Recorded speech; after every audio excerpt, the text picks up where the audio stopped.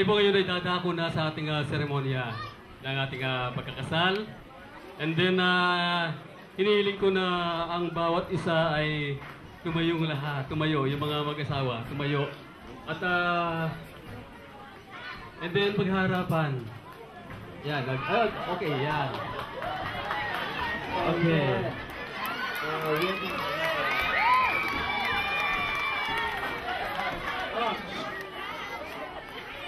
Okay. Pagkatapos, habang kayo ay magkaharap, nais kong tanungin kayong mga lalaki at sasagot lamang kayo ng opo pagkatapos ko magkatanong sa inyo. Ito ang aking sabihin sa inyong lahat. Ikaw lalaki, tinatanggap mo ba ang babaeng ito upang maging asawa, mamuhay na magkasama ayon sa tinakda ng banal na matrimonyo? Siya ba ay iyong iibigin, aaliwin, igagalang at iingatan sa sakit at sa kalusugan at tanging sa kanya lamang pipisan habang kayong dalawa ay nabubuhay? Opo. Lakasan po ninyo ang inyong opo. Opo. Okay. At dahil ikaw ay sumasang-ayon, nais kong sumunod ka sa salitang ito, ikaw na lalaki, habang aking binibigkas, sundan mo ang aking sinasabi. Sa pangalan ng ating Panginoong Diyos, tinatanggap kita, banggitin mo ang pangalan ng iyong asawa, upang maging asawa,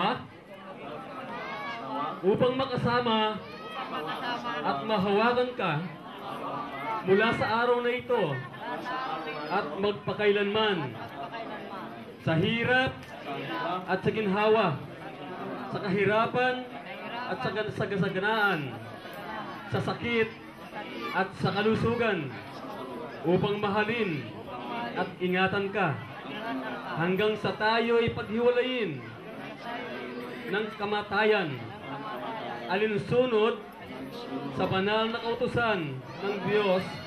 Ito ang aking taus-pusong pangako sa iyo. Okay, sa babae naman, nais kong tanungin kita. Ikaw naman, babae, tinatanggap mo ba ang lalaking ito upang maging asawa, mamumuhay na magkasama ayon sa itinakda ng banal na matrimonyo?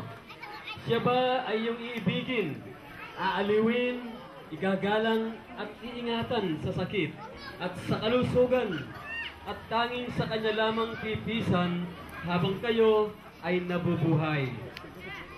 Opo? Abangina, mawagas. Yan, parang hindi napipilitan lamang Okay? And then, dahil sa iyong pagsang-ayon, ikaw babae, ay sumunod ka sa aking sasabihin.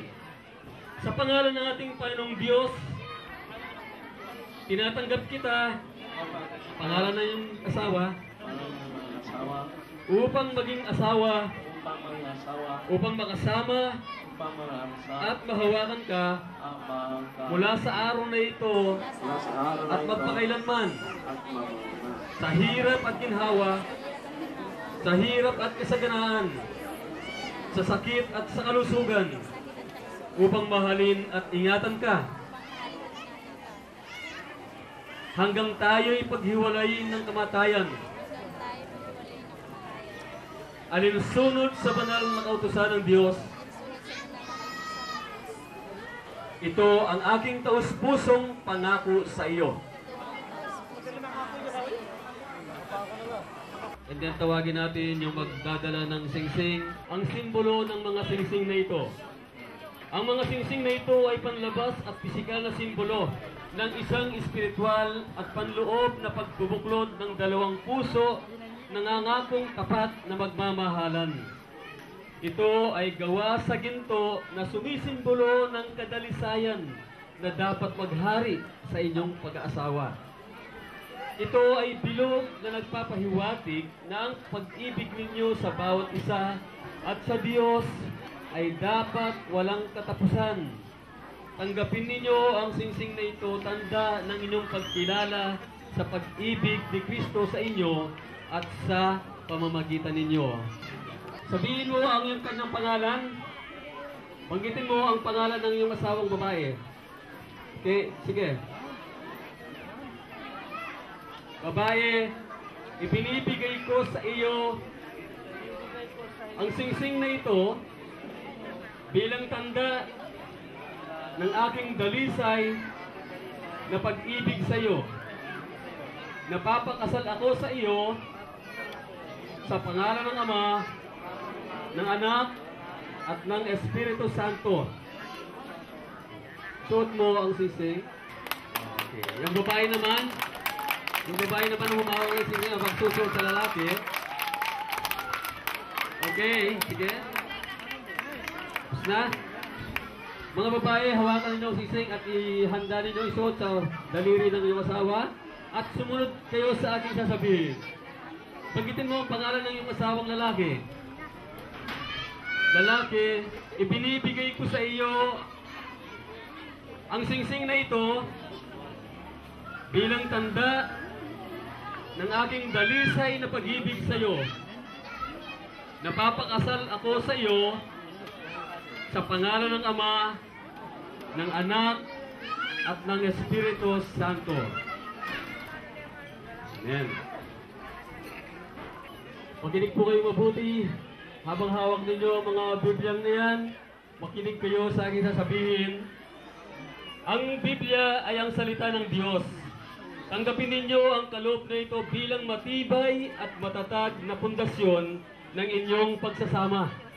Nawa, ito'y maging ilaw sa inyong tahanan, bukal ng kalakasan at pag-asa, gabay sa buhay at sandigan ng inyong pagmamahalan. Okay. Ngayon naman ay tawagin natin yung magbibigay ng yung aras. Tumingin kayo dito. Ito'y aras na dapat ay mayroon ang bawat lalaki sa inyo na ibibigay sa kanyang asawa. Ang aras ay simbolo ng pagpapalang nagmumula sa ating Diyos. Ito ay ibibigay ng lalaki sa babae bilang isang pangako na ang lahat ng kanyang ari-arian at tinatangkilik ay magiging pag-aari na nilang dalawa. Ito rin ay isang pangako na mula sa araw na ito, ang lalaki na ang tatangkilik sa babae at buong pagsisikap na bubuhayin niya ang babae. Tatanggapin niya ang simbolo ng pagpapala ng Diyos. Amen. Okay. Palapat! Ngayon naman ay sindihan natin yung ating kandila. Yung kandila. And then the candle light. Ang pagsindi ng kandila at silang dalawa ay magiging isa. Ang pahayag ng banal na kasulatan, ang pagsisindi ng kandila ay naglalarawan ng pagiging isa ng dating dalawang buhay. Iisang buhay na pinagsama ng Diyos at hindi dapat paghiwalayin ninuman. Okay. Amen. And then, tawagin naman natin yung may cordon at yung tali. Cordon and then yung belo.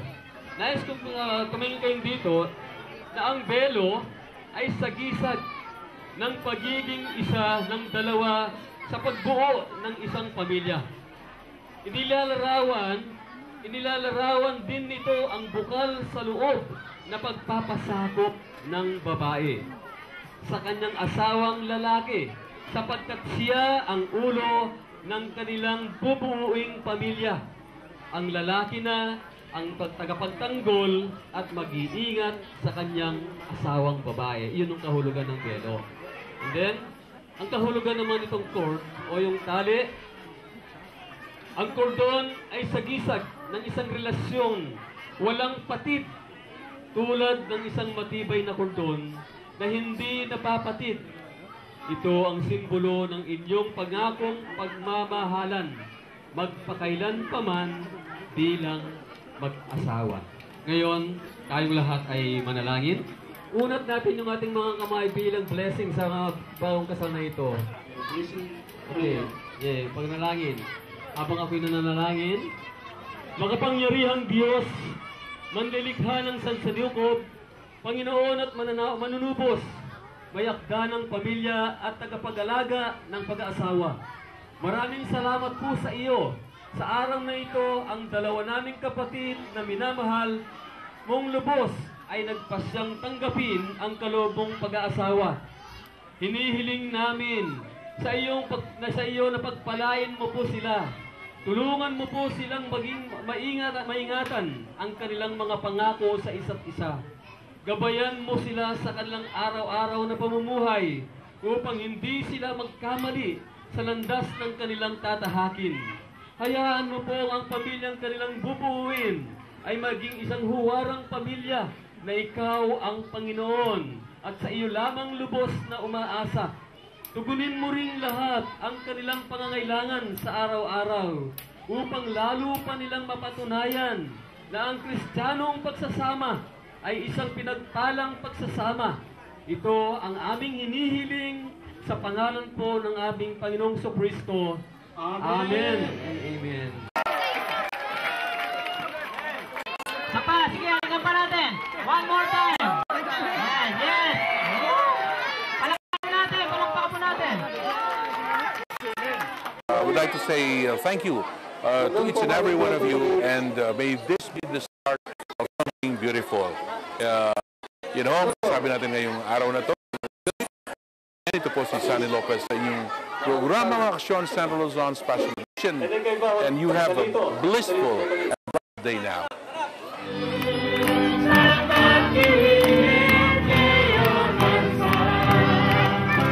Chile.